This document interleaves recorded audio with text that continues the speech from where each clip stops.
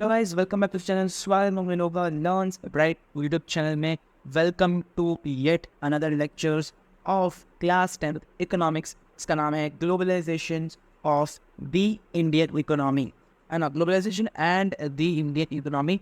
बहुत ही hello guys, welcome back to channel. स्वागत है तुम सभी लोगों का लर्न्स ब्राइट यूट्यूब चैनल में। Welcome to the yet another lecture है ना, क्लास 10 का। आज हम लोग कवर करने जा रहे हैं globalisation and the Indian economy. एक बहुत ही ज़्यादा इंटरेस्टिंग चैप्टर है। सीबीएसई ने इस चैप्टर को बहुत ही छोटा कर दिया है। बहुत सारे पार्ट्स इसको डिलीट हो चुके हैं, हाँ, और काफ़ी सारे पार्ट्स को यहाँ पे स्मॉल मिनिमाइज कर दिया गया है एंड काफ़ी ईजी चैप्टर बन चुका है ये इकोनॉमिक्स का। क्लास 10 के लिए बहुत ही ज़्यादा आसान चैप्टर है। कुछ चीज़ों को कंसेप्ट को समझना है इस चैप्टर के, तुम्हें समझ में आ जाएगा। ये चैप्टर हम लोग आज वन शॉट में एज अ रिविजन लेक्चर 40 से 50 मिनट के अंदर निपटाने की कोशिश करने वाले हैं।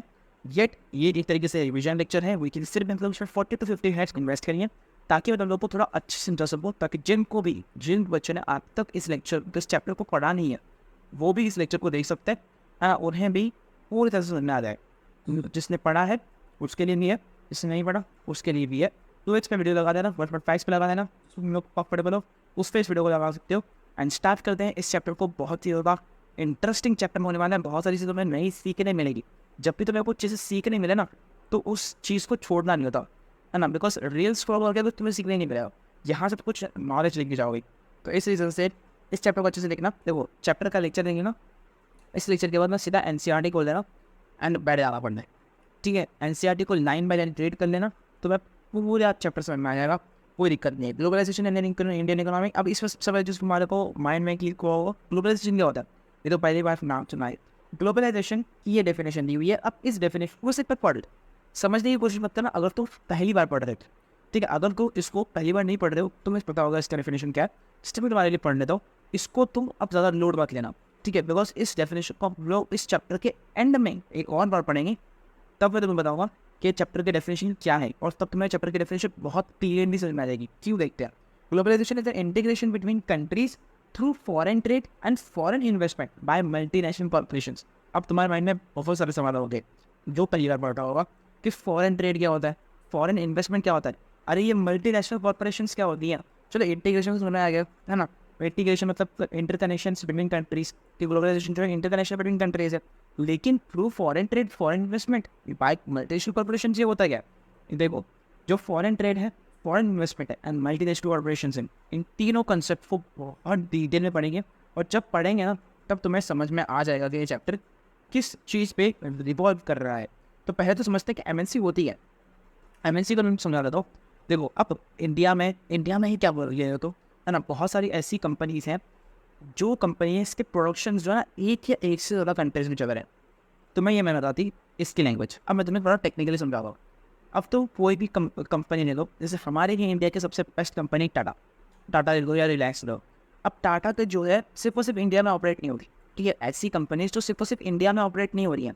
ठीक है, टाटा का जो है, टाटा डेवलप इंडिया में हुआ है ना, ये कंपनी जो है इंडिया की कंपनी, लेकिन इनके मैन्युफैक्चरिंग यूनिट्स फॉरेन में भी है। ठीक है, अब ये कंपनी इंडिया की है, ठीक है, ये कॉर्पोरेशन इंडिया का है, लेकिन दूसरी कंट्रीज़ में, फॉरेन कंट्रीज़ में या कोई और अदर कंट्री में जो है इनका प्रोडक्शन यूनिट है, जहाँ पे इनकी मैन्युफैक्चरिंग यूनिट है, जहाँ पे ये अपने प्रोडक्ट बनाते हैं। ठीक है, अब कोई और कंट्री में अपने प्रोडक्ट बनाते हैं एंड किसी और कंट्री में अपने प्रोडक्ट को बेच देते हैं। ठीक है, तो ये सारी चीज़ें क्या है, ये सारी चीज़ें कनेक्टेड है। ठीक है, समझो। अब एक कंपनी है जो इसका मेन ऑफिस इंडिया के अंदर है, हेड ऑफिस होता है इंडिया के अंदर, वो जो इंडिया के अंदर डेवलप हुई है। अब उसका कोई और ऑफिस है जो कि किसी और कंट्री में भी है। ठीक, और उसका कोई और मैन्युफैक्चरिंग यूनिट है जो किसी और कंट्री में है। तो ऐसी कंपनीज जिनका जो है कंट्रोल है ना, on production for more than one nation, एक कंट्री से ज़्यादा कंट्रीज पे जो इनका प्रोडक्शन यूनिट चल रहा है, उन कंपनीज को हम लोग मल्टीनेशनल कंपनीज भी कहते हैं। जैसे कि टाटा हो गया, है ना, आपका ज़ारा हो गया, H&M हो गया, क्लोज ब्रांडिंग में हो गया, तो स्टारबक्स हो गया। ठीक है, Starbucks is not an Indian company, लेकिन इंडिया में ऑपरेट तो कर रही है। इंडिया में उनका प्रोडक्शन तो हो रहा है, इंडिया में उनकी सेल्स भी हो रहे हैं, प्रोडक्शन हो रहा है, उनके ऑफिस हैं इंडिया के अंदर। तो ये क्या होगी कि एमएनसी कंपनी हो गई। ठीक है, ये एमएनसी कंपनी हो गई, मल्टीनेशनल कॉर्पोरेशन हो गई।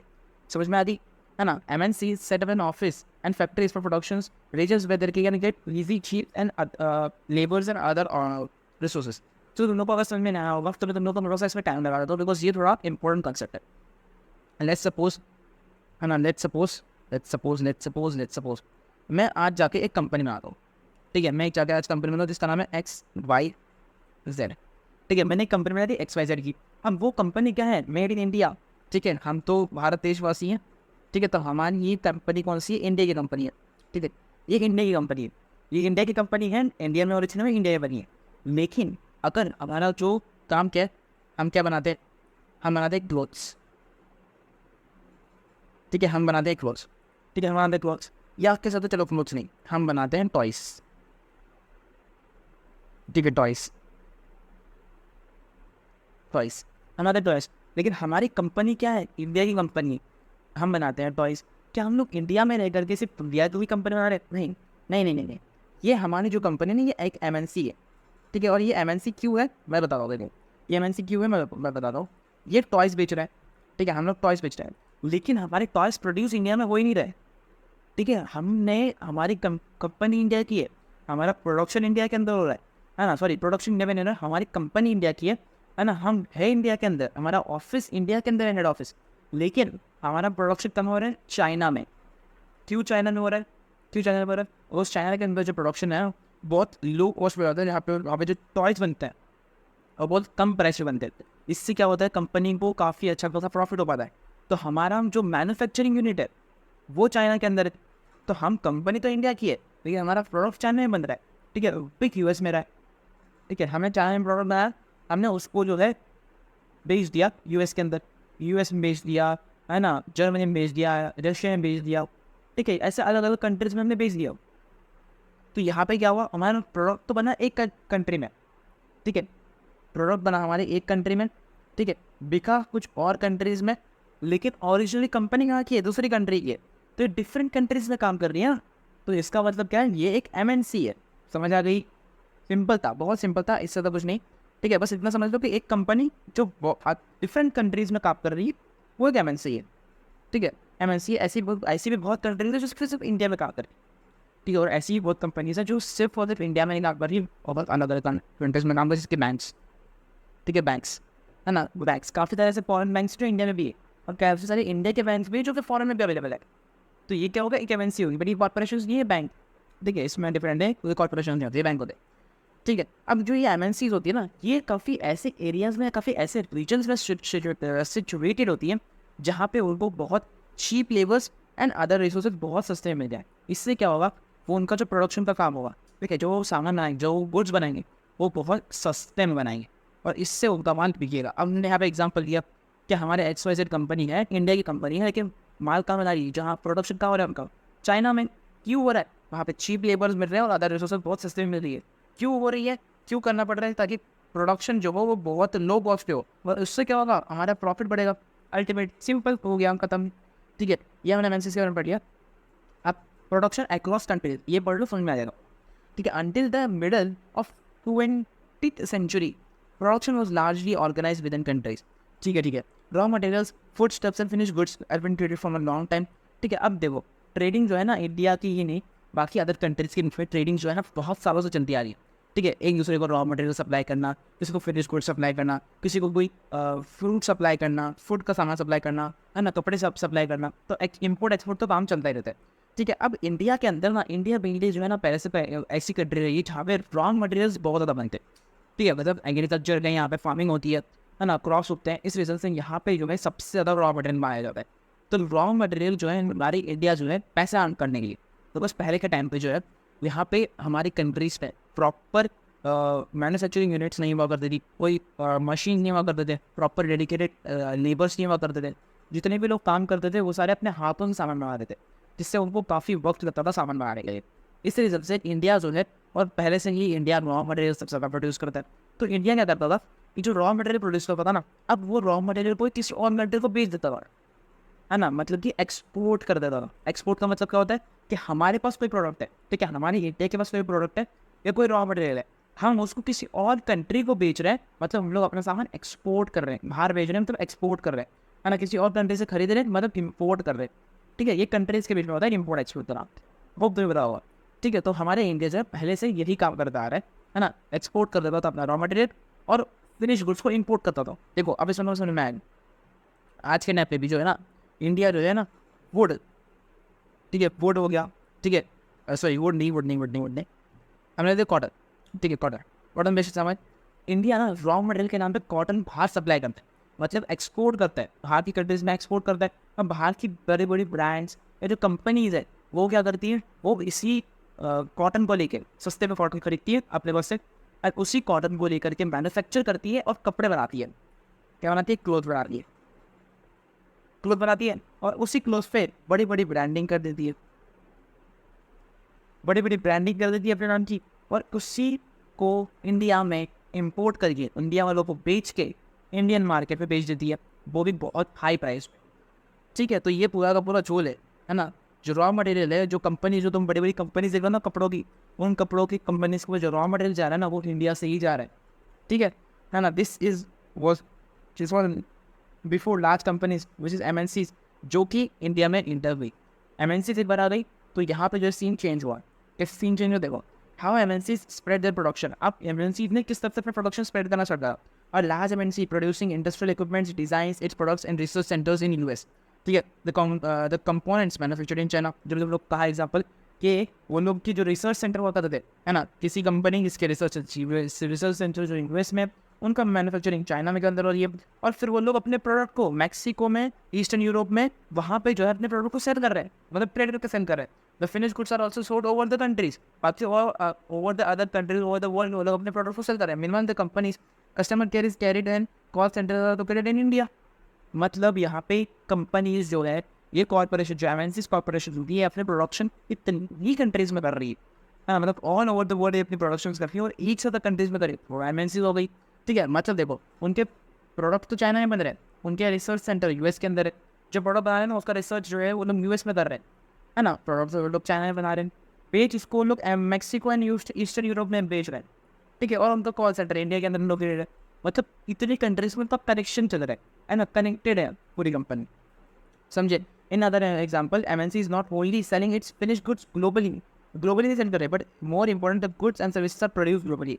मतलब कि वो सामान बेच रहे हैं, वो ग्लोबली नहीं बेच रहे, ठीक है, लेकिन उनका सामान बन रहा था वो ग्लोबली बन रहा है, और जो सर्विसेज प्रोवाइड हो रही है ना वो ग्लोबल सर्विस प्रोवाइड हो रही है ना। This spread the production and reduces the cost of manufacturing significantly. Thus, the advantage of spreading over the production across the borders for multinationals can truly immense. Selections of countries for production is based upon, ठीक है ना, where it is close to the market। मतलब किसी country को production के लिए MNC कब select करती है ना, जब उनका जो है वो मार्केट के बहुत क्लोज हो, मतलब जो है उनका मार्केट काफ़ी अच्छा खासा हो, जहाँ से उनको प्रॉफिट मिल सके, उनका प्रोडक्ट बिक सके, है ना। Where there is skill and unskilled labours available at low cost. मतलब अगर MNCs को, है ना, बहुत कम कॉस्ट पे एक अच्छे लेबर्स मिल जाए तो वो उस कंट्री में जाना बहुत पसंद करेंगे। सबसे पहली चीज़ तो उनकी कंट्रीज़ में मार्केट काफ़ी अच्छी होनी चाहिए उस कंट्री में, ताकि उनका प्रोडक्ट बिक सके। ठीक है, ऐसा प्रोडक्ट हो या ऐसी मार्केट हो जो उस प्रोडक्ट को खरीदे। ठीक है, ऐसी मार्केट में उनको एंटर करना है, वैसी कंट्री में वो एंटर करेंगे ऑब्वियसली, है ना। और एक ऐसी कंट्री भी होनी चाहिए जहाँ पे लेबर्स काफ़ी उनको अच्छे काम में मिल जाए, एंड अच्छे कम दाम पे उनको लेबर्स काम करने मिल जाए, ताकि उसकी प्रोडक्शन जो है उसकी कॉस्ट कम हो, एंड उनका जो फाइनल गुड्स बने वो काफ़ी अच्छे खासे प्राइस पे उनको बिक जाए, उनकी प्रॉफिट बढ़ जाए। But the availability of other factors of production is assured. Other factors of production क्या है? हमारे लैंड है, लेबर होता है, और हमारे जो है कैपिटल होता है। कैपिटल मतलब क्या है? पैसा, कितना पैसा लग रहा है हमारे यहाँ पे। ठीक है, in addition MNCs might look for government policies that look after their interest. अब उसके बाद हम लोग MNCs ये भी देखेगी कि अगर लोग बाहर की कंट्री से, वो MNC जो है ना वो बाहर की कंट्री को होती है, कि आप बाहर की कंट्री से इंडिया में आ रहे, सपोज कर दो हमारी इंडिया की कंपनी है, इंडिया के हमारे टाटा की कंपनी है, अब उन्हें अपनी एक मैन्युफैक्चरिंग यूनिट दूसरी कंट्री में जो है यहाँ पे खोली। ठीक है, अब टाटा चाहती है कि उनकी टाटा मोटर्स, ठीक है, टाटा चाहती है कि उनकी जो टाटा मोटर्स हैं, ठीक है, टाटा मोटर्स है, उनकी जो मैन्युफैक्चरिंग यूनिट है ना वो जर्मनी में खुलता है। कहाँ खोले? जर्मनी में। कहाँ खोले? जर्मनी। ठीक है, तो अब इस चीज़ के लिए टाटा पहले क्या देगी? टाटा पहले क्या क्या चीज़ें देखेगी कि जर्मनी में क्या क्या चीज़ें हैं या नहीं। सबसे पहली चीज़ तो टाटा ये देखेगी कि जर्मनी की मार्केट क्या ऐसी मार्केट है जो उनके गुड्स को, उनके प्रोडक्ट को खरीदे। इफ यस देन ओके, पहला पॉइंट ठीक हो गया। क्या जर्मनी के कौन से रीजन में उन्हें सबसे कम दाम में जो है अच्छे स्किल्ड है अनस्किल्ड लेबर्स मिल जाएंगे? अगर मिल रहे हैं तो खोल लेंगे, सेकेंड पॉइंट। ठीक, तीसरा पॉइंट ये देखेंगे कि वहाँ पे other sectors of production available है या नहीं, मतलब कि लैंड, लेबर, कैपिटल, ठीक है, ये सारी चीज़ें अवेलेबल है या नहीं, है ना, उस चीज़ को जो है यहाँ पे देखा जाएगा, ठीक है, उस चीज़ को हमें देखा जाएगा। चौथी चीज़ देखी जाएगी कि गवर्नमेंट पॉलिसीज़ क्या क्या है, मतलब कि काफ़ी बार गवर्नमेंट रिस्ट्रिक्शंस लगा रही होती है ना, कि टैक्सेस लगते हैं, कुछ इंटरेस्ट लगते हैं गवर्नमेंट तरफ से, गवर्नमेंट की काफ़ी अलग अलग पॉलिसीज होती है, क्या उन पॉलिसीज़ को हम लोग फॉलो कर पाएंगे, ठीक है, क्या वो पॉलिसी ज़्यादा स्ट्रिक्ट है या नहीं, ठीक है, अगर तो बहुत ज़्यादा स्ट्रिक्ट होगी तो हम प्रोडक्शन करके भी लॉस में ही रहेंगे, तो वहाँ प्रोडक्शन करने का फ़ायदा नहीं है। लेकिन ये सारी चीज़ अगर टिक हो रही है तो जर्मनी में हम लोग जाके हमारा प्रोडक्शन यूनिट खोल लेंगे। सिंपल यही बात यहाँ पे जो है मैं तुम्हें समझाने की कोशिश करूँ कि एक MNC कौन सी कंट्री में अपना प्रोडक्शन यूनिट क्यों खोलती है, ठीक है, जब उन्हें ये सारी चीज़ें मिल जाती है। अब बात करेंगे फॉरेन इन्वेस्टमेंट की। अरे भैया कनेक्ट करो, डेफिनेशन बन रही है, नहीं बन रही, ग्लोबलाइजेशन के बारे में पढ़ लिया, तो ये ग्लोबलाइजेशन की डेफिनेशन तो ये ना हमने MNC के बारे में पढ़ लिया। अब हम फॉरेन इन्वेस्टमेंट पढ़ेंगे, अब धीरे धीरे फॉरेन ट्रेड भी आएंगे। रुक जाओ, फॉरेन इन्वेस्टमेंट होती क्या है, फॉरेन में इन्वेस्टमेंट करना हो गया। देखो, the money that is spend by company to buy assets such as land, building, machine and other equipments is called as investment. मतलब कि अब वही कंपनी है ना, जैसे टाटा है ना, अब अगर टाटा को अपनी मैन्युफैक्चरिंग यूनिट खोल दे, सपोज इंडिया में ही खोल दी किसी और रीजन में, जैसे उनकी मुंबई में जो है उनकी मैन्युफैक्चरिंग यूनिट है, लेकिन उनको अब जाना है कहाँ, केरल, ठीक है, उन्हें साउथ में जाना है। तो अगर उन्हें साउथ में अपनी मैन्युफैक्चरिंग यूनिट खोलनी है, सबसे पहले वो क्या करेंगे, सबसे पहले उनको यहाँ पे एक लैंड खरीदनी पड़ेगी, एक जगह खरीदनी पड़ेगी जहाँ पे उनकी मैन्युफैक्चरिंग यूनिट बनेगी। जब उनकी फैक्ट्रीज एंड इंडस्ट्रीज खुलेगी तो वहाँ पे उनको एक जगह खरीदनी पड़ेगी, लैंड खरीदनी पड़ेगी। तो लैंड खरीदने के क्या लगेगा, रोपड़ा, ठीक है, अब चलो लैंड खरीद लिया उन्होंने। अब उसके बाद उनको लेबर्स लगेंगे, क्यों, ताकि वो बिल्डिंग खड़ी कर सकें, वहाँ पे एक उनकी फैक्ट्री बन सके। अब फैक्ट्री बन गई, ठीक है, चलो उस पर भी रोपड़ा लगेगा। उसके बाद उनको रॉ मटेरियल लाना पड़ेगा, उसका रोपड़ा लगेगा। उनको फिर लेबर लगाने पड़ेंगे काम करने के लिए, उसका रोपड़ा लगेगा, ठीक है। तो ये सारी चीज़ें है ना, मशीन्स लगेंगी तो मशीन का पैसा लगेगा। तो ये सारी चीज़ें क्या हो रही हैं यहाँ पे जो है ना, इन सभी चीज़ों को खरीदने के लिए, बनाने के लिए टाटा क्या कर रही है, पैसा इन्वेस्ट करिए, उसको हम लोग कहेंगे इन्वेस्टमेंट, है ना। अगर यही इन्वेस्टमेंट फॉरेन में हो तो फॉरेन इन्वेस्टमेंट भैया, foreign based by MNCs, investment made by MNCs is for foreign investment, ठीक है। मतलब अगर टाटा को अभी टाटा मोटर्स अगर जर्मनी में ओपन करनी है ना, तो जर्मनी में अगर उनको ओपन करनी है तो वहाँ पे जाकर उनको लैंड खरीदना पड़ेगा, उनको बिल्डिंग तैयार करनी पड़ेगी वहाँ पे, है ना, लेबर्स काम पे लगाने पड़ेंगे, ठीक है, अदर इक्विपमेंट्स उनको लगेंगे, मशीन्स लगेंगी वहाँ पे बनाने के लिए, है ना, और कोई इलेक्ट्रिसिटी लगेगी। तो ये सर इससे क्या कर रहे हैं, वो खरीद रहे हैं, तो खरीदने के लिए वो इन्वेस्टमेंट कर रहे हैं। अब वो दूसरी कंट्री में इन्वेस्टमेंट कर रहे हैं, एक MNC दूसरी कंट्री में इन्वेस्टमेंट करिए, उसको हम कहेंगे फॉरेन इन्वेस्टमेंट, बिकॉज फॉरेन में इन्वेस्ट कर रहे हैं, फॉरेन की कंट्रीज में इन्वेस्ट कर रहे हैं, तो फॉरेन इन्वेस्टमेंट होगा, खत्म, simple. An investment is made in the hope that this assets will earn profit, ठीक है। बिकॉज देखो, अब कोई भी इन्वेस्टमेंट क्यों होती है, ताकि उन्हें रिटर्न में कुछ मिल सके। अगर आप लोग स्टॉक मार्केट में इन्वेस्ट कर रहे हो पैसा, तुम ये उम्मीद लगाओ कि स्टॉक मार्केट में इन्वेस्ट करोगे ताकि तुम्हें कुछ रिटर्न, कुछ पैसा मिल सके। 100 रुपये लगा रहे हो तो एटलीस्ट 10 रुपये तो मिले, ठीक है, यही उम्मीद होती है ना। वैसे ही कंपनीज की, वैसे ही कॉर्पोरेशन की भी यही उम्मीद होती है कि अगर वो लैंड खरीद रही है ना, बिल्डिंग्स बना रही है, मशीन्स खरीद रही है, तो इन सभी चीज़ों के बदले में उन्हें कुछ प्रॉफिट अर्न हो, obviously. At times, MNCs set up productions jointly with some of the local companies of this country. अब MNCs क्या करती है पता है, लोकल मार्केट को भी एक्वायर करने के लिए ना, जिस रीजन में वो अपनी MNC खोल वाली, जिस रीजन में वो अपनी कंपनी खोल वाली है, उसमें जो है वो अपनी लोकल कंपनीज को भी इन्वॉल्व कर लेती है। अब इससे क्या होता है कि लोकल कंपनीज उनके साथ टाइप कर लेती है, तो जितना भी लोकल सामान होता है, हाँ, वो सारी चीज़ें जो है वो मार्केट उनको मिल जाता है। सिर्फ बताइए, the benefits of local market of such joint production is twofold. यहाँ पे उनको काफ़ी बेनिफिट मिलता है MNCs को, ठीक है, लोकल कंपनीज को मिल जाती है, बिकॉज लोकल कंपनीज का एक बड़ी कंपनी आ रही है, ठीक है, जो उनको सपोर्ट करेगी, फाइनेंशियली भी सपोर्ट करेगी एंड विद द प्रोडक्शन में उनको सपोर्ट कर सकती है।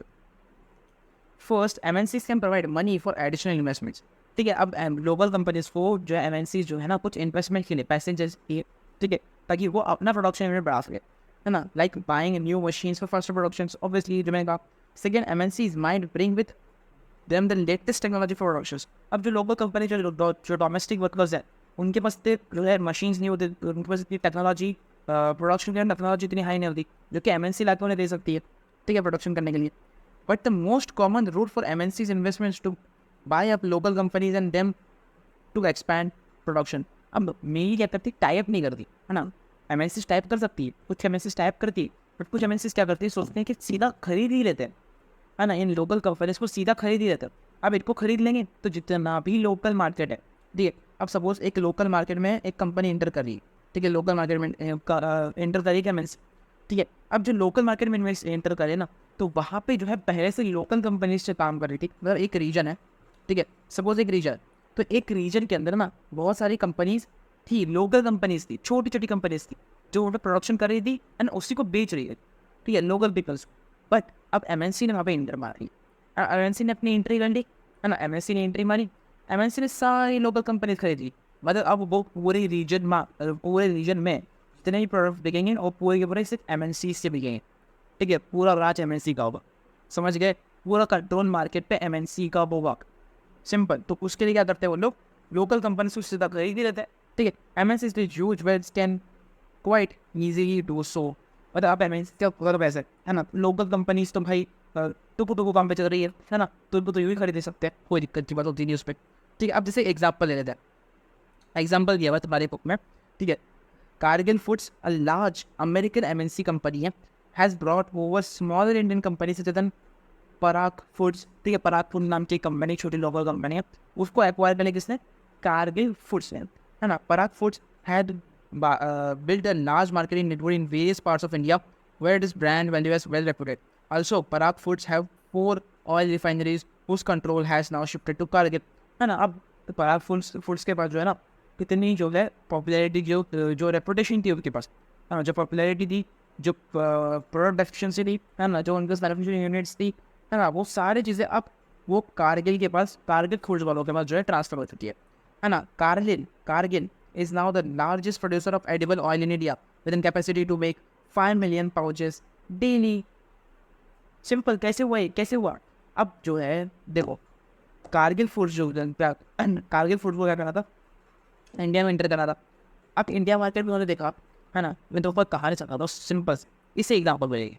अब सपोज करो कारगिल फूड्स एक अमेरिकन कंपनी है, ठीक है, एक बहुत अच्छी अमेरिकन एमएनसी कंपनी है ना, वो अपने प्रोडक्ट्स जो है अमेरिका में प्रोड्यूस कर रही हैं और बेच रही है, ठीक है। अब ये कंपनी क्या करती है, वेरियस प्रोडक्ट्स बनाती है, जैसे कि घी बनाती है, ये ऑयल बनाती है ना, ये जो है यहाँ पे काफ़ी ग्रोसरी का सामान भी बनाती है, ठीक है। तो ये कंपनी जो है ये सारे काम करती है, ये कारगिल कंपनी, ठीक है, कारगिल फूड्स ये सारे काम करती है। बट ये सारे काम वो अमेरिका में कर रहे थे, ठीक है, वो इंडिया में नहीं कर रहे थे। अब उन्होंने देखा कि इंडिया का मार्केट काफ़ी ग्रो हो रहा है, ठीक है, इंडिया का मार्केट काफ़ी ग्रो हो रहा है, इंडिया में जो है लोग ऑयल बहुत ज़्यादा खरीद रहे हैं, है ना। इंडिया में इतनी कंपनीज ऐसी है ही नहीं जो ऑयल बेच रही है अच्छे प्राइस पे, ठीक है। तो अगर हम इंटर कर लें, है ना, कारगिल ने सोचा कि अगर हम लोग यहाँ इंटर कर लें, है ना, और हम लोग यहाँ जाके अपना माल बेचे, है ना, अगर हम लोग यहाँ जाके अपना प्रोडक्ट बेचे, यहाँ जाके अपने ऑयल बेचे, तो काफ़ी अच्छे प्राइस से बिक जाएगा और लोग खरीद भी लेंगे और हमारा प्रॉफिट हो जाएगा, है ना। तो इंडिया ने जो कारगिल कंपनी थी उन्होंने क्या करा, इंडिया में एंट्री मारी, है ना। अब कारगिल ने पहले तो इंडिया में एंट्री मारने से पहले देखा कि इंडिया में कौन सी कंपनीज हैं जो कि ऑयल बेच रही है, तो उनको नाम मिला पराग फूड्स का। पराग फूड्स एक ऐसी कंपनी है जो लार्जेस्ट प्रोड्यूसर थी इंडिया के अंदर ऑयल बना रहे हैं, ऑयल रिफाइनरीज में। उनके पास 4 से ज़्यादा ऑयल रिफाइनरीज थी जहाँ से वो लोग ऑयल एक्सट्रैक्ट करके बनाते थे, है ना, और इंडिया में बेचते थे। ये लोकल कंपनी थी, लेकिन एक बहुत वेल रेप्यूटेड कंपनी थी जो कि इंडिया में काम कर रही थी, और इंडिया में सबसे बड़ा मार्केट शेयर, सबसे ज़्यादा लोग ऑयल इसी कंपनी से खरीद रहे थे। तो एमएनसी ने क्या करा, जो एमएनसी एंट्री मारी, कारगिल फूड्स ने जो एंट्री मारी, कारगिल फूड्स ने कहा इस कंपनी को हम खरीद लेते हैं। तब कारगिल फूड्स ने क्या करा, पराग फूड्स को खरीद लिया। अब पराग फूड्स को सिर्फ खरीदा है, पराग फूड्स तो अपने मैन्युफैक्चरिंग कर रही है, लेकिन जितनी इनकम अर्न हो रही है, जितना पैसा बन रहा है, वो अल्टीमेटली कारगिल फूड्स के पास जा रहा है। क्यों? क्योंकि कारगिल फूड्स की कंपनी है यार वो, है ना। कारगिल फूड्स ने एक्वायर कर लिया उसको, ठीक है। जैसे हमने देखा, हमने एक और एग्जांपल देखा, टाटा, ठीक है, टाटा मोटर्स ने फोर्ड और जैगुआर, इन दोनों कंपनीज को एक्वायर कर लिया, ठीक है। क्यों एक्वायर कर लिया? उनको दोनों कंपनी अच्छी काम नहीं कर रही थी, ठीक है, लॉस में जा रहे थे। तो टाटा ने क्या करा, इन दोनों कंपनीज को एक्वायर कर लिया। अब ये तो कंपनी जो जितना भी प्रोडक्शन करेगी उस पर पैसा टाटा लगाएगी, हाँ, सारी चीज़ें टाटा रहने लगेगी, ठीक है, और जितना प्रॉफिट आएगा वो टाटा के पास आएगा। अब जितना भी जैगुआर का मार्केट शेयर था, जितना भी फोर्ड बिक रही थी, वो सब से जो है पिक करके जितना पैसा बनेगा वो टाटा के पास जाएगा अल्टीमेटली। तो यहाँ पे भी पराग फूड्स जितना माल बनाएगी, तो पराग फूड क्या थी, लार्जेस्ट प्रोड्यूसर थी। तब पराग फूड्स को खरीद किस लिया, कारगिल ने खरीद लिया। तब कारगिल क्या बनेगी, लार्जेस्ट प्रोड्यूसर था एनिमल ऑयल इन इंडिया, है ना, with capacity of 5 million pouches daily. क्यों बराबर 5 मिलियन पाउचेज? अगर डायरेक्टली कारगिल इंडिया में इंटर कर दी और माल बनाना चालू कर दी तो कोई खरीदता क्यों नहीं खरीदता, नहीं खरीदता नहीं खरीदता क्यों नहीं खरीदता, बिल्कुल नहीं खरीदता। क्यों खरीदता है? वही एक नई कंपनी का माल क्यों खरीदेगा, जबकि बस उनके पास एक बेस्ट कंपनी है बरात फूड्स नाम की, ऑयल बेच रही है इतने सालों से, तो लोग वही से करेंगे, ट्रस्टेबल है तो वही से कर दिए। कारगिल फूड से क्यों करेंगे, बट कारगिल फूड से पराग को खरीद लिया, तब वहाँ तो पराग फूड से खरीदे, लेकिन अल्टीमेटली वो कंपनी कारगिल के अंदर ही आती है, तो पैसा उनके पास ही जा रहा है। ठीक है, समझ रहे हो? This is another way in which MNC control production. इसको पढ़ लेना, ये ईजी है, ये बहुत ईजी है, इसको पढ़ लेना आराम से। ठीक है, thus we have seen there is a wide variety of ways in which MNC has spread their production and interacting with local producers in various countries across the globe. By setting up the partnerships with local companies, जो they come partnerships करने या फिर acquire कर लिए सकते, है ना, by using the companies for supplies, है ना, by closing company within local companies and buying them up. ठीक है, मतलब ठीक MNC क्या करती है, या तो लोकल कंपनी से टाइप कर लेती है, पार्टनरशिप कर लेती है, या फिर उन लोगों को जो है सप्लाई के लिए हेल्प देती है, मतलब कि है ना, वही कॉन्ट्रैक्ट देती है कि भैया इतना माल हमको बना के सप्लाई करो, हम बेच देंगे। ठीक है, या फिर सीधा उनको खरीद ही देती है। ठीक है, तो ये 3 काम करती है MNCs. MNCs are exerting a strong influence on production at this distinct locations as real production is less widely spread location in which interlinked. अब हमने पढ़िया फॉरेन इन्वेस्टमेंट के बारे में। फॉरेन इन्वेस्टमेंट पढ़ा, हमने पढ़ा कि एमएनसीज किसी और कंट्री में इन्वेस्ट क्यों करती है, कैसे इन्वेस्ट करती है, प्रोडक्शन कैसे बढ़ाती है, कैसे जो है एक्वायर करती है, पूरे बात है। अब हम पढ़ने वाले फॉरेन ट्रेड के बारे में एंड इंटीग्रेशन ऑफ मार्केट। धीरे धीरे तुम्हारी डेफिनेशन बदल रही है दिमाग में। ठीक है, डेफिनेशन बदल रही है।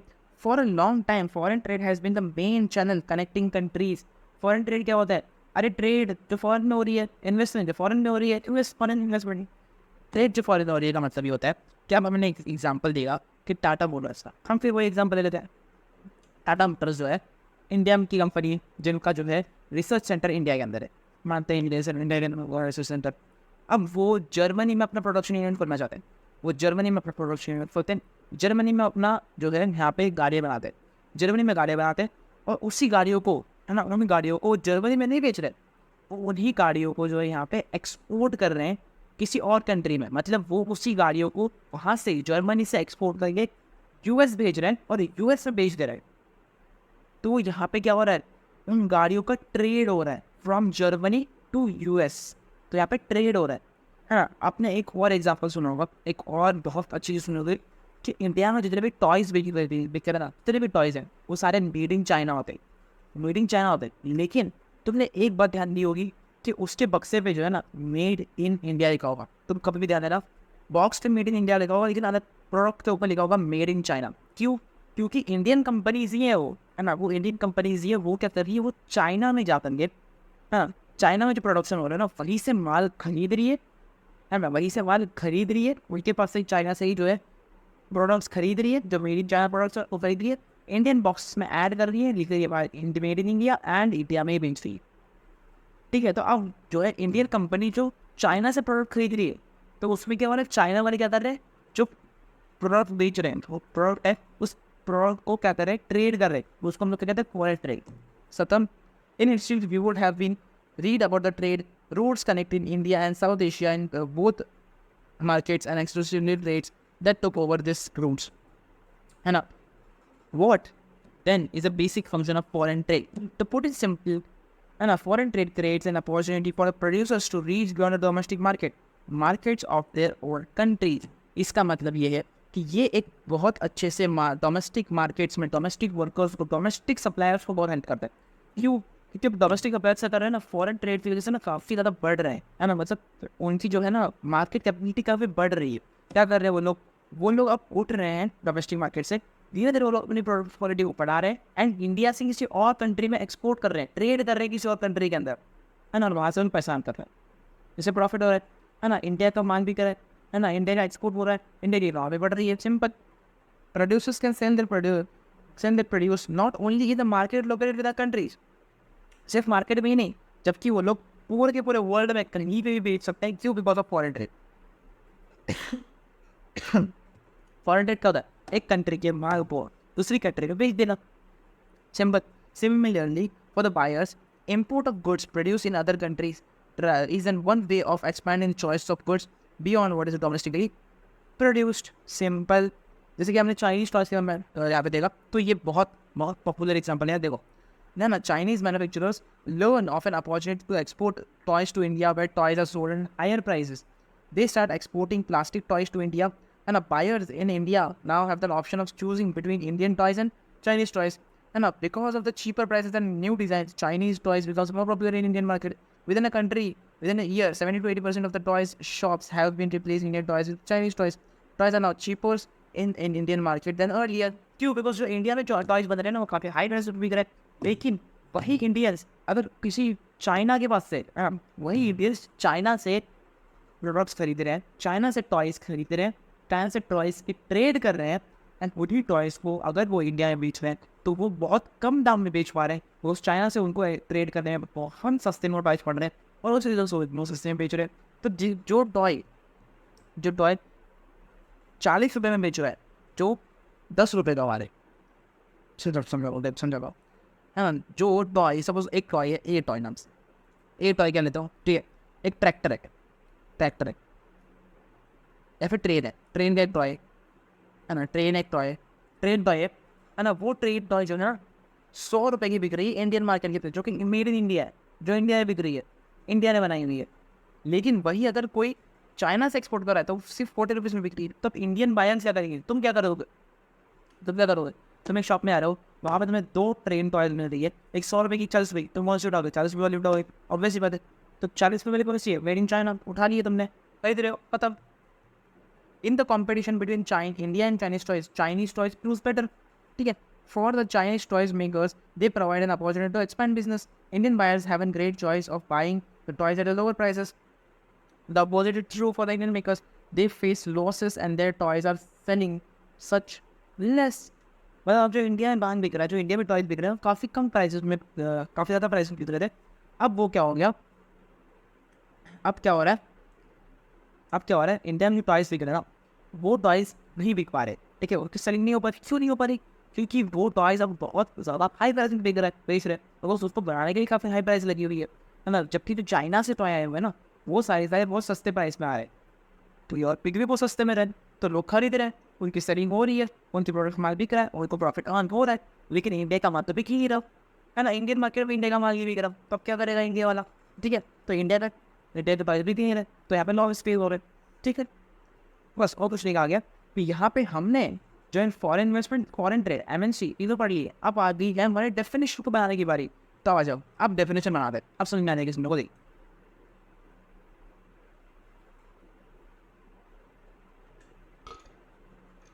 देखो, अब तो मैं ग्लोबलाइजेशन की कुछ डेफिनेशन बनाएगी. वही डेफिनेशन है, बस ध्यान से पढ़ो. Globalisation is a process of rapid integration और इंटरकनेक्शन बिटवीन कंट्रीज. देखिए, पहली वाली डेफिनेशन पे आओ, वो डेफिनेशन तुम्हें समझ में आएगी. देखो, globalisation is an integration between countries through foreign trades and foreign investment by multinational corporations. क्या होती है? ठीक है, जो MNCs फॉरेन ट्रेड कर रही है, MNCs फॉरेन ट्रेड कर रही है एंड फॉरेन इन्वेस्टमेंट्स कर रही है. In foreign trade and foreign investments की वजह से ना, जो कंट्रीज हैं, ठीक है, अब फॉरेन ट्रेड हो रहा है, जैसे कि चाइना का माल बिक रहा है मैक्सिको के अंदर, है ना, प्लांटेशन हमारी US में है, ऑफिस इंडिया के अंदर है. तो यहाँ पे क्या हो रही है? एक MNC की वजह से ना इतनी सारी कंट्रीज के बीच में, 4 से 5 कंट्रीज के बीच में ना इंटरकनेक्शन बैठ रहा है, इंटीग्रेशन हो रहा है, इनके कनेक्शन बैठ रहा है, इन चारों कंट्रीज में कनेक्शन बैठ रहा है. ठीक है, अब इसमें किस क्या हो रहा है? इन्वेस्टमेंट भी हो रही है ना. MNC से क्या करती है? फॉरेन में इन्वेस्टमेंट करती है. अब इन्वेस्टमेंट तो करनी पड़ेगी ना, अगर वो चाइना में मैन्युफैक्चरिंग करनी है अपनी, तो उसके लिए उनको इन्वेस्टमेंट करनी पड़ेगी, है ना. वहाँ से होकर मैक्सिको में माल बेचना है, तो उसको इन्वेस्टमेंट करनी पड़ेगी उसको, हाँ, उसको भी MNCs को इन्वेस्टमेंट करनी पड़ेगी, फॉरेन ट्रेड करना पड़ेगा. ठीक है, तो अभी फॉरेन ट्रेड, जो फॉरेन इन्वेस्टमेंट्स कर रही है ना इंडिया, जो MNCs, इस वजह से क्या हो रहा है ना, कंट्रीज के में कनेक्शन बैठ रहा है, बहुत सारी कंट्रीज के कनेक्शन बैठ रहा है, और इसी कनेक्शन की वजह से जो है ना ग्लोबलाइजेशन बढ़ता है, और इसको ग्लोबलाइजेशन कहते हैं. इसी को हम लोग कहते हैं ग्लोबलाइजेशन. ठीक है, बिकॉज ये ग्लोबली हो रहा है, ग्लोबली. ठीक है, ग्लोबलाइजेशन ध्यान से समझो. ग्लोबलाइजेशन जो पूरी ग्लोबली है ना, पूरे वर्ल्ड में चल रहा है. ठीक है. Factors are enable globalisation. अब ये ग्लोबलाइजेशन क्यों हुआ? ठीक है, क्यों ग्लोबलाइजेशन बढ़ा, क्यों MNCs आई, है ना, और किस तरह क्यों MNCs बढ़ी. ठीक है, बिकॉज एक एमएनसी पहले एक छोटी कंपनी हुआ करती थी, अभी एमएनसी बनी कैसे? हाँ, इन्होंने बाकी कंट्रीज में जाना काम कैसे किया, है ना? और सबसे बड़ा सवाल तो ये आता है कि भाई अगर चाइना में इनकी मैन्युफैक्चरिंग यूनिट चल रही है ना, यूएस में ये माल बेच रहे हैं, है ना, इनका रिसर्च सेंटर मैक्सिको के अंदर है ना, और इनके कॉल सेंटर इंडिया में, तो इतनी कंट्रीज के बीच में इनका कम्युनिकेशन कैसे चल रहा है? ठीक है, ये एक दूसरे से बात कैसे कर रहा है ना? क्योंकि पहले के ज़माने में तुम अगर इमेजिन करोगे ना, पहले के ज़माने में तो लेटर्स ही क्या करते थे, एंड लेटर्स कंट्रीज के में लेटर्स ट्रांसफर करो तो 1 से 2 महीने का टाइम जाएगा, जिसमें बाई पोस्ट पहले के टाइम पे। तो कम्युनिकेशन कैसे करती है ना एमएनसीज? बट एमएनसीज कम्युनिकेशन कर क्यों पाती है ना? और अब के टाइम पे क्यों कर पा रही है? टेक्नोलॉजी बढ़ चुकी है अब आज के टाइम पे। आज के टाइम पे इंटरनेट आ चुका है, एक क्लिक में एक मेल सेंड हो रहा है ना, एक क्लिक में एक कॉल कर पा रहे हैं हम लोग, एक क्लिक में एक जो है डिफरेंट कंट्रीज में जितनी भी ऑफिस हैं उनकी, जितने भी उस कंट्री के जितने भी उस कंपनी के जितने भी यूनिट्स हैं, जितने भी मैन्युफैक्चरिंग यूनिट्स हैं, रिसर्च यूनिट्स हैं, कॉल सेंटर्स हैं, वो सारे जो है ना एक क्लिक में एक लिंक के थ्रू जो है सभी की सभी कनेक्ट कर पा रहे हैं एक मीटिंग में, है ना, एक जूम मीटिंग में, एक वर्चुअल मीटिंग में, और वो कम्युनिकेट कर पा रहे हैं। क्यों? Because of technology. ठीक है, ऑब्वियसली सिंपल बात है, टेक्नोलॉजी तो ग्लोबलाइजेशन को बढ़ाने का एक सबसे अहम काम किसने किया है? टेक्नोलॉजी ने। Rapid improvement in technology has been one major that stimulated the globalisation process. Because globalisation basically होता क्या है? इसमें हम लोग फॉरेन ट्रेड कर रहे हैं, फॉरेन इन्वेस्टमेंट कर रहे हैं, एंड एमएनसीज कर रही है सारे का। और एमएनसीज कौन सी होती है? जो बहुत सारी कंट्रीज में काम कर रही है। अब अगर टेक्नोलॉजी ही नहीं होगी तो ये एमएनसी दूसरी के साथ कम्युनिकेट कैसे करेगी? ठीक है, इतना पैसा आएगा कैसे उनके पास? कम्युनिकेशन ही बंद हो जाएगा उन सभी कंट्रीज कंपनीज के बीच में। ठीक है, जितने भी यूनिट्स हैं इनके बीच कम्युनिकेशन ही बंद हो जाएगा। ठीक है, एक कॉल सेंटर दूसरे मैन्युफैक्चरिंग यूनिट्स के पास या रिसर्च सेंटर में या उनके मेन ऑफिस या उनके रीजनल ऑफिस में कहीं कम्युनिकेट ही नहीं कर पाएगा, कॉल करके पूछ नहीं पाएगा या मीटिंग्स ही नहीं ले पाएंगे। ठीक है, एक खत लिखेंगे, एक लेटर लिखेंगे, उसको पहुँचने में 3 से 4 महीने चले जाएंगे दूसरी कंट्री में। ठीक है, तो ये तो अगर पहले के ज़माने में तो ग्लोबलाइजेशन चलेगा ही, इस वजह से नहीं चल पाएगा। फॉरेन ट्रेड करना है तो फॉरेन ट्रेड करने के लिए भी ना, अगर तुम आज यहाँ से, ठीक है, अगर तुम इंडिया में चाइना से कोई माल मंगा रहे हो तो तुम्हें पहले तो चाइना के जो सप्लायर है, जो चाइना से माल बेच रहा है, उसको कम्युनिकेट तो करना पड़ेगा ना। उसको तो फ़ोन लगा के या उसको मैसेज पे या उसको मेल पे कहीं से तो तुम कम्युनिकेशन करोगे ना कि भाई मुझे माल दे, मतलब मुझे प्रोडक्ट बेच, तभी तो बेचेगा। ठीक है, तभी तो तुम लोग जो है पैसे की लेन देन कर पाओगे, वरना कैसे कर पाओगे? सिंपल सी बात है। तो उसके लिए टेक्नोलॉजी बहुत अहम हिस्सा है, वो नहीं होगा तो ग्लोबलाइजेशन ही नहीं हो सकता, है ना। This has made much faster deliver goods across the distance possible at lower cost. ठीक है, ऑल्सो इंटरनेट मतलब इंटरनेट ही नहीं होगा तो जो हम लोग बातें कैसे कर पाएंगे? ठीक है, डेटा ट्रांसफर ही नहीं हो पाएगा, मोबाइल सर्विसेज कम्युनिकेट ही नहीं कर पाओगे, सैटेलाइट्स नहीं होगी तो लिंक कैसे करोगे कनेक्शंस को? ठीक है, liberalisation of foreign trade and foreign investment, technology एक बहुत अहम हिस्सा है। टेक्नोलॉजी एंड सेकेंड चीज़ है liberalisation of foreign trade and foreign investment policies. अब ये क्या पॉइंट है? ये बहुत बड़ा पॉइंट है यार, इसको क्या बोलेंगे, है ना। फॉरेन ट्रेड फॉरेन इन्वेस्टमेंट हमने पढ़ लिया है कि नहीं, लिबरलाइजेशन ऑफ पॉलिसीज़ क्या है? देख, एक कहानी समझा था तुम लोगों को मैंने। पहले के टाइम पे क्या हुआ करता था, जब इंडिया पहले नया नया आज़ाद हुआ था, एकदम फ्रेश आज़ाद हुआ था, उस टाइम पे ऐसा हुआ करता था कि इंडिया आज़ाद हुआ था। ठीक है, अब इंडिया आज़ाद हुआ था, उस वक्त इंडिया में बहुत कम ऐसे मैन्युफैक्चरर्स थे जो प्रोडक्ट बना पा रहे थे, ठीक है, या फिर मैन्युफैक्चरिंग हो पा रही थी। ठीक है, अब ऐसे सिचुएशन में क्या होता है, वो लोग अपने हाथों से सामान बना रहे, ठीक है, जितना भी सामान है तुम्हारा वो सारा हाथों से बन रहा है, कोई मशीन नहीं है, कुछ काम नहीं कर रहा, कुछ भी नहीं। ठीक है, अब यहाँ पे क्या कर दिया था गवर्नमेंट ने, ये देखा कि अगर हमको हमारे डोमेस्टिक मार्केट में जितने भी लेबर्स हैं, जितने भी वर्कर्स जो काम कर रहे हैं, ठीक है, इनके जो प्रोडक्ट्स को हमको बेचना है, इनके माल को अगर आपको बेचना है, तो उसके लिए जो बाहर से इंपोर्ट कर रहे हैं ना, ठीक है, जो बाहर से सामान आ रहा है हमारी कंट्री के अंदर, उसको बंद करना पड़ेगा। क्यों बंद करना पड़ेगा? क्योंकि अगर बाहर से ही सारा प्रोडक्ट आने लग जाए तो इंडिया के जो कंज्यूमर्स हैं, तुम, मैं, आप सब लोग, हम सब क्या करेंगे? हम उसी प्रोडक्ट को खरीदेंगे। अगर हम उन्हीं प्रोडक्ट्स को खरीदेंगे तो बाहर की कंट्री वालों का प्रॉफिट हो रहा है भाई, ये प्रॉफिट तो उनकी कंट्री वालों का हो रहा है, हाँ, उनकी कंट्री की जो कंपनी है उनका प्रॉफिट हो रहा है। जो हमारे डोमेस्टिक वर्कर्स हैं, जो प्रोडक्ट्स बना रहे हैं, जो डोमेस्टिक मार्केट के जो लोकल वर्कर्स हैं, जो स्मॉल स्केल वर्कर्स हैं, उनका तो कुछ फायदा ही नहीं हो रहा, उनका तो कोई कुछ प्रॉफिट ही नहीं हो रहा, राइट। वो तो सिर्फ प्रोडक्ट बनाए जा रहे हैं लेकिन कोई खरीद ही नहीं रहा, है ना। खरीदेगा भी क्यों? जबकि उनसे बेटर माल, उनसे बेटर प्रोडक्ट बाहर की कंट्रीज से आ रहा है, इम्पोर्ट होते। तो गवर्नमेंट ने क्या सोचा कि गवर्नमेंट सोचा कि अगर हमारे कंट्री के डोमेस्टिक वर्कर्स को बढ़ाना है, इनको एनकरेज करना है ना, इनके माल बिकवाना है ना, इनके प्रोडक्ट्स को बिकवाना है इंडिया में, तो पहले तो बाहर से आने वाले सामान को बंद करो। तो उन्होंने एक यूज़ करा एक चीज़ का जिसका नाम था ट्रेड बैरियर्स। उन्होंने क्या करा, ट्रेड बैरियर्स लगा दिए। ट्रेड बैरियर्स का मतलब होता है कि अब ना ही कोई कंट्री बाहर से, मतलब हमारे इंडिया में कोई भी बाहर से कोई माल को इम्पोर्ट नहीं कर सकता, ना ही एक्सपोर्ट कर सकता है। ट्रेड बैरियर्स लग चुके हैं, मतलब अब हमारी इंडिया जो है बाकी कंट्रीज से अलग हो गई। ठीक है, अब ये 2-3 कंट्रीज कैसे होती है, कंट्रीज से इंटरकनेक्टेड हो रही, जब वो ट्रेड कर रही है, जब वो कम्युनिकेट कर रही है। अब यहाँ पे ट्रेडिंग ही बंद कर दी, मतलब कोई बाहर की कंट्री में एक्सपोर्ट भी नहीं कर सकता, कोई बाहर की कंट्री से इंपोर्ट भी नहीं कर सकता इंडिया के अंदर।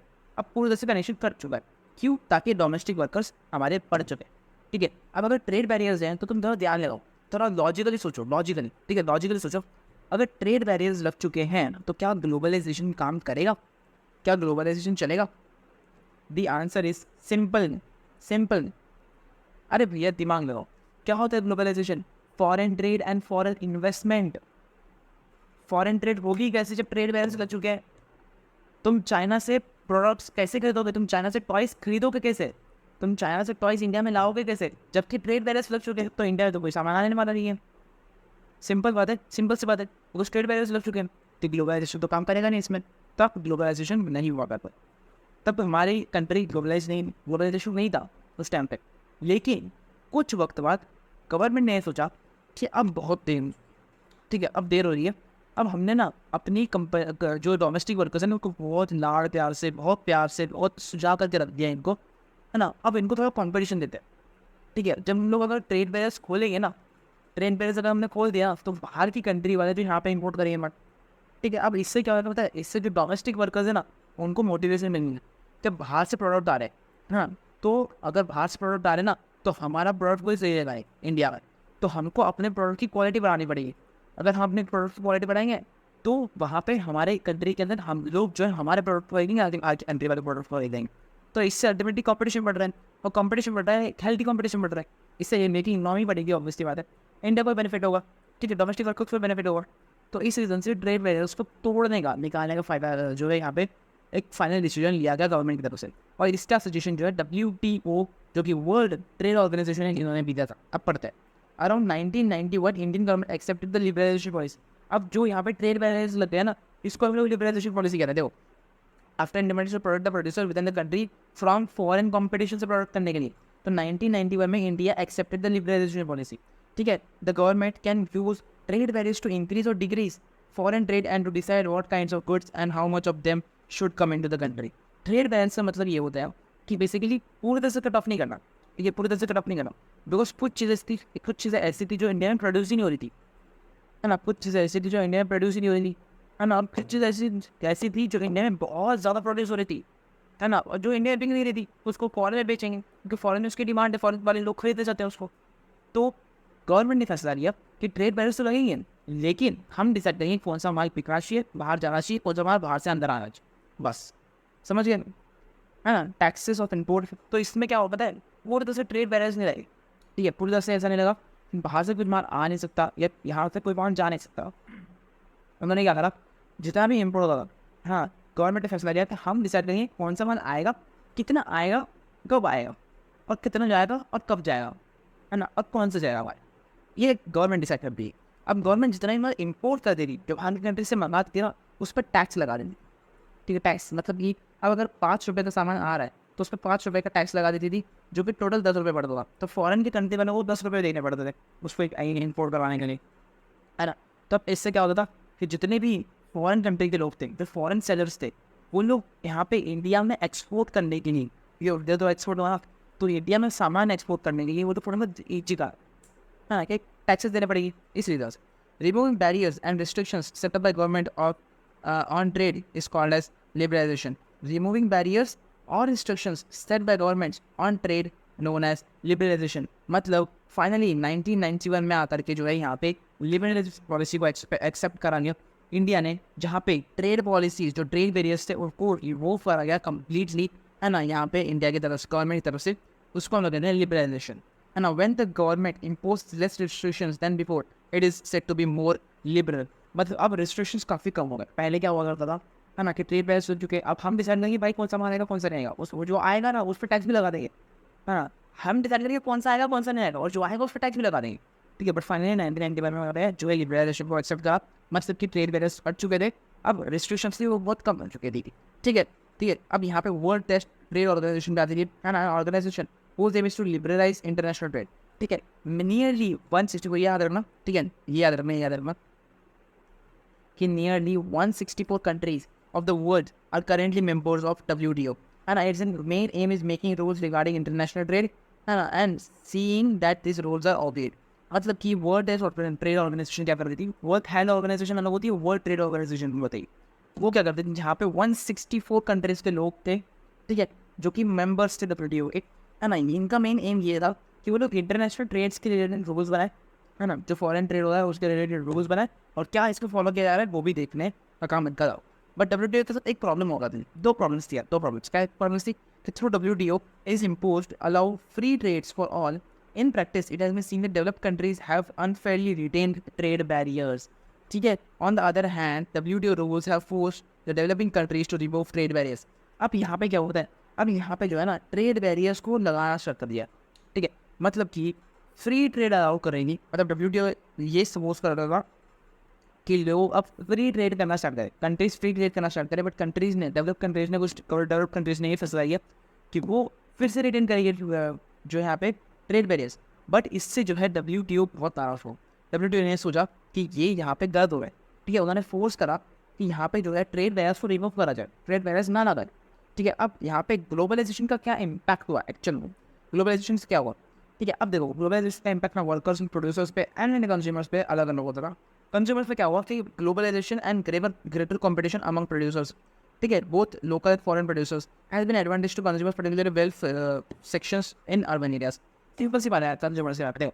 अब ग्लोबलाइजेशन हो रहा है, मतलब फॉरेन कंट्रीज जो इंडिया में आ रही है, फॉरेन ट्रेड हो रहा है इंडिया का एंड फॉरेन प्रोड्यूसर्स का, लोकल एंड फॉरेन प्रोड्यूसर्स के बीच में कॉम्पिटिशन चल रहा है। इसकी वजह से जो अच्छी क्वालिटी का प्रोडक्ट है, हाँ, जो अच्छी क्वालिटी का प्रोडक्ट है वही कंज्यूमर को मिल रहा है और बेस्ट प्राइस में मिल रहा है, तो ये कंज्यूमर को एक फ़ायदा ही हुआ, ठीक है। This is a greater choice for this consumers who now have improve quality and lower price for seller products. अब देखो फॉरेन एंड लोकल दो जो यहाँ पे काम कर रहे हैं, ठीक है, दो प्रोड्यूसर्स काम कर रहे हैं। टेक्निकली दिमाग से सोचो, ये दिमाग से सोचो, अगर दो लोग आपस में कॉम्पिटिशन में लगे हुए हैं, ठीक है, कि हमको माल बेचना है, मेरा माल बेचा मेरा माल बेचा मेरा माल बेचा मेरा माल बेचा, तो अब वो क्या करेंगे, वो क्वालिटी को इंक्रीज करेंगे एंड प्राइस को कम करेंगे, ठीक है, ताकि उनका माल बिक जाए। तो ये तो एक तरीके से कंज्यूमर के लिए प्रॉफिटेबल हुआ ना, है ना। As a result this peoples today enjoy much higher standards of living, ठीक है, than possible earlier.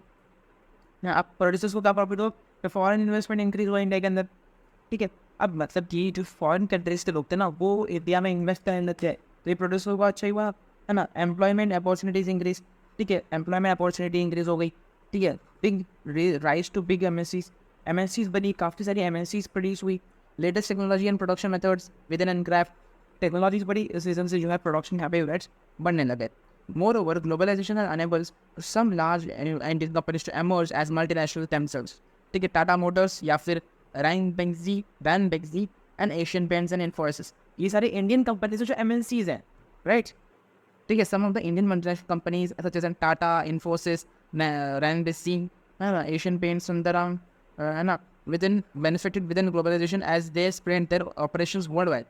There are enough opportunities for skilled workers, but unskilled workers remain poor. ठीक है, अब स्मॉल प्रोड्यूसर्स, अब ये MNCs की बात हो गई, बड़े बड़े कंपनीज वाले हैं MNCs, अब स्मॉल प्रोड्यूसर्स क्या होंगे, स्मॉल प्रोड्यूसर्स को क्या प्रॉफिट हुआ, small producers faces close competition with such well established firms, they can bear small losses और small producers can not bear such losses and ultimately end up selling up to in companies of MNCs। अब क्या हुआ, यहाँ पे ना बहुत सारा competition बढ़ गया, अब इतना कंपटीशन बढ़ गया, इतनी बड़ी बड़ी कंपनीज आने लगती है, इतनी बड़े बड़े कॉम्पिटिटर्स आने लगते हैं कि अब यहाँ पे जो है कोई भी स्मॉल प्रोड्यूसर्स के पास से सामान खरीदता नहीं था। अब स्मॉल प्रोड्यूसर्स जो है टेंशन में आने लग गया कि हमसे तो कोई प्रोडक्ट खरीद ही नहीं रहा, ठीक है, हमको लॉस में जाना पड़ रहा है, वो लॉस में जा रहे हैं, उनका कोई माल बिक नहीं रहा, बैंकक्रप्ट हो रहे हैं। अब ऐसे सिचुएशन में क्या होता था, है ना, उनको जो है यहाँ पे तो कोई ऑप्शन बचता नहीं था, उन्हें ज़्यादातर जे अभी MNCs के सामने पुतले देने पड़ते थे, या तो MNCs को टाइप करना पड़ता था, उनसे पार्टनरशिप करनी पड़ती थी, या फिर अपने पूरी की पूरी कंपनियों को बेच देनी पड़ती थी ताकि एटलीस्ट वो बैंकक्रप्ट ना हो, ठीक है। Example batteries, capacitors, plastic toys, है ना, dairy products and vegetables are some example of industries where small manufacturers hit hard due to competitions. अब जो वर्कर्स काम कर रहे थे, है ना, उनके पास कोई जॉब सिक्योरिटी नहीं, no job securities with growing market competition among industries employees prefers to hire the employees workers as per needs, thus they can fire the workers at any time. There is no job security for the workers, मतलब कोई job security नहीं है, ठीक है। अब बड़ी बड़ी company आ चुकी है, ठीक है, उनके पास वो वर्कर्स की नीड है ही, ठीक है, उनको वर्कर्स की नीड है ही, स्किल्ड वर्कर्स की नीड है, जो आप स्किल्ड वर्कर्स हैं फायर कर दो, हटाओ, ठीक है। Very long working hours obviously बात है ना, workers has to work for long hours to meet the demands, there is no choice to listening their employers, ठीक है। अब लो वेजेस, कम दाम पे काम करना, तो 3 पॉइंट्स है।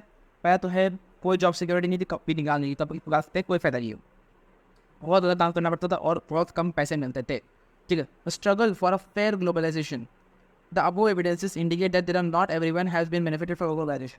मतलब जो बड़ी कंपनीज थी वो ग्लोबलाइजेशन तो काफ़ी प्रॉफिट हुआ, जो प्रोड्यूसर्स थे, जो कंज्यूमर्स थे, उनको काफ़ी जो है प्रॉफिट हुआ, लेकिन जितने भी स्मॉल प्रोड्यूसर्स थे, स्मॉल वर्कर्स थे, उनको बहुत ज़्यादा लॉसेस फेस करने पड़े, उनको बहुत ज़्यादा जो है प्रॉब्लम फेस करनी पड़ी, एंड अप करना पड़ा उनको एज अ बैंक। तो ग्लोबलाइजेशन सबके लिए बेनिफिटेड नहीं था। People with education, skills and wealth haven't made the best use of these opportunities, obviously. On the other hand, there are many people who not share benefits, ठीक है। Fair globalizations would create opportunities for all and also ensure that benefits of globalization are shared by them. Fair globalization का मतलब है कि सभी को अच्छे से यहाँ पे जो है ग्लोबलाइजेशन का प्रॉफिट है। The government can play a major role in making this possible. Its policies must protect the interest and not only for rich peoples and powerful but also peoples of the countries. मतलब कि यहाँ पे government को कुछ policies create करनी चाहिए जिससे वो हेल्प कर सकें स्मॉल प्रोड्यूसर्स को, स्मॉल स्केल इंडस्ट्रीज को, ताकि वो ग्लोबलाइजेशन का प्रॉपरली बेनिफिट ले सके, है ना। और यहाँ पे जितनी भी बड़ी कंपनीज हैं, जितने भी रिच पीपल्स हैं, उनके साथ जो है यहाँ पे अनफेयर हो, मतलब जो स्मॉल लोग हैं उनके साथ अनफेयर हो रहा है due to the big peoples and due to the rich peoples, वो ना हो सके, ठीक है। अब गवर्नमेंट कौन से स्टेप्स ले सकती है, आते हैं इस पर एक छोटे से 10 सेकेंड के ब्रेक में।